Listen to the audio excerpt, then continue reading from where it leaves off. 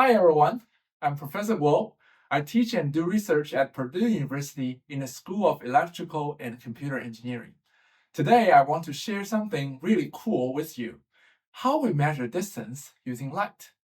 Let's start something simple. Here is a tomato sitting on this table. If I want to know how far it is from my eyes, I can just use a measuring tape, right? Let's try it. All right, so it is about 54 centimeters away from me. Easy enough when the object is close by. But what if I move this tomato away? Like to the other side of the room, or the other side of the street, or imagine it's on top of a mountain, or even on the moon. Now we can't use a regular ruler or measuring tape. So how do we measure the distance like that? Here is a secret. We use light as our ruler.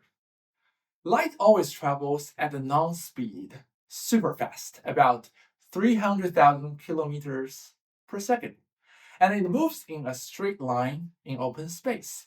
So, if we measure how long light takes to travel from us to an object and back, we can figure out how far away it is.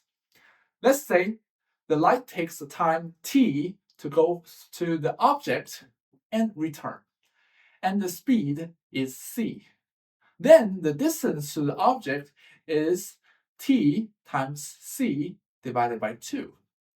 We divide by 2 because light has to travel to make a round trip out and back. This idea isn't just theory, it's how scientists measure the distance to the moon. They shine a laser at the moon and wait to detect a tiny bit of light that bounces back.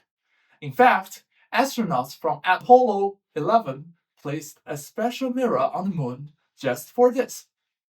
Thanks to that mirror, scientists can measure the moon's distance to within a few millimeters accuracy. Isn't that amazing? Now, here's where my research comes in. One of the things I work on is building special sensors that measure this tiny time delay, the time it takes light to bounce off objects and return. With these sensors, we can do all kinds of useful things.